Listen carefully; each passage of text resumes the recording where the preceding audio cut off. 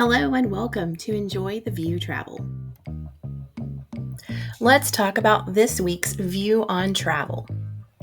New things are coming to Disney. They have announced their all-new Lightning Lane Premier Pass.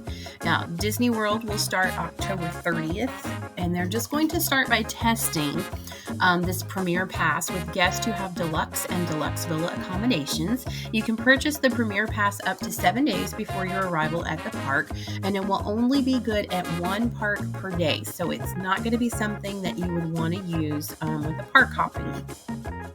It can be combined with other Lightning Lane options, and the price is going to depend on which park you are at. Now, prices are going to vary from $130 to $450 per person per day plus tax. Disneyland will start using the Premier Pass on October 23rd, and it can be purchased 2 days in advance and will cost $400 for all of the 2024 dates. And in 2025, it's going to be $300 to $400 per person per day plus tax. Disneyland will also include both parks. So what does a Premier Pass get you? It's a one-time entry into each Lightning Lane, and it also includes Photo Pass. So what do you think about this new Premier Pass? Is it something that you would budget for your family? Let us know in the comments below. If you'd like to visit Yosemite National Park between now and the end of 2024, you are in luck. Reservations are no longer required for the remainder of the year. Park Services has ended the reservation season early this year and has not decided about 2025 yet.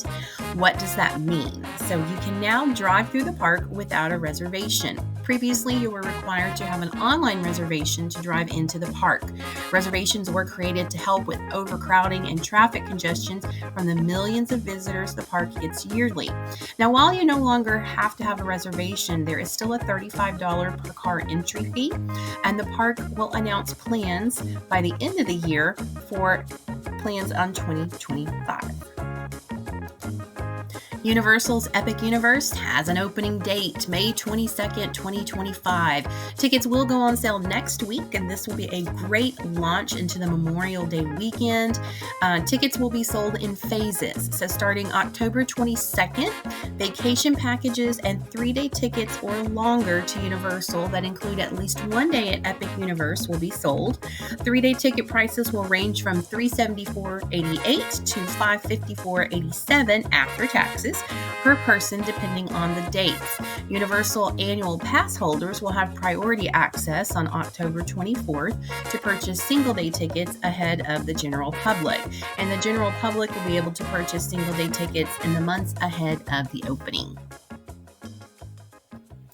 So let's talk about the elephant in the room when it comes to cruising: norovirus. Nobody wants to get sick while they're on vacation, even on a cruise. However, it does happen. So how does the CDC keep a check on this? Well, cruise ships go through routine inspections for this reason. When there is an outbreak, there is additional investigations and inspections, all in the effort to keep guests and crew safe while on the ship. So a score of 86 or above is considered satisfactory. 20 ships have scored a 100 this year, and while scoring a 100 is great, that does not mean that there will not be an outbreak while on board. The best way to prevent getting an illness and spreading it is to make sure that you are washing your hands often, especially before going to the buffet.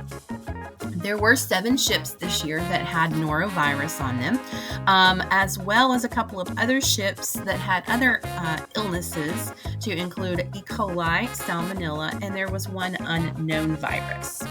So the lowest scoring ship was actually a German cruise line. I've not heard of it, but it doesn't sail out of the U.S., but they scored a 62. There were 4 cruise ships that did score an 86 this year, and only 1 U.S. cruise ship scored below an 86, and that was the Margaritaville at Sea, and they scored an 83. So they also went right back up to a 92 in July. So they were able to correct those errors. So you might be curious, what are some of the violations that got them to an 83? They had several out-of-order appliances, no soap at one of their hand washing stations, and too many people in the whirlpool. So if you're curious on how your favorite ship scored, you can access the data on the CDC's website. And don't forget to washy washy. Over 4,000 hotel workers across the country have been on strike since September 23rd, and there are no plans to end the strike as negotiations continue. There are a lot of people who did not know that the hotel workers were on strike, and some hotels have not been notifying their guests in time for them to make alternate arrangements. Some guests at the Hilton Hawaiian Village started their own protest demanding a refund. At check-in, guests received a letter stating the service changes due to the strike, which included no room service and limited housekeeping. There were stacks of towels and toilet paper placed on each floor for guests to grab as needed. This is certainly not the Hawaiian vacation that this family dreamed about. So what do you think? Are the hotels handling this strike well? Let us know in the comments below. So Royal has announced that it is raising the gratuity rates again. Suites will pay $21 per guest per day, and all other room categories will pay $18.50 per guest per day. So it's a 50-cent increase per day for all room categories, and these changes will take effect on November 1st. Travelers who have paid their gratuity prior to that date will be locked in at the current rate. So what are your thoughts on the increase? Do you typically leave more for your immediate staff? So like your room steward, your dedicated wait staff at dinner, your favorite waiter or bartender? Let us know in the comments below how you handle gratuities when you're on a cruise. So let's wrap up with our cruise tip of the week. Before we get started, if you like the content you are seeing here in this week's View on Travel, please be sure to like, give us a thumbs up, subscribe, hit that notification bell so you don't miss our next episode. And also be sure to visit us at enjoytheviewtravel.com for all of your travel needs. So let's talk about this portable charging bank. When traveling, it's always a good idea to have some kind of a power charger with you if you are flying on a plane, especially with long flights. Help keep your phone charged. Now, a lot of flights have charging capabilities now, but not all of them do. So it's good to have one with you just in case, so you can keep your phone charged before you arrive at your destination. Typically, when you're on a cruise, you are away from your cabin for most of the day. So keeping it with you in your purse or in your backpack is a great way to make sure that your phone stays charged. You can use it when you go off the ship for ports and excursions. So it's just a great way to keep your devices charged when you need to have them charged. This particular one I like because it supports multiple devices and it has the cords attached.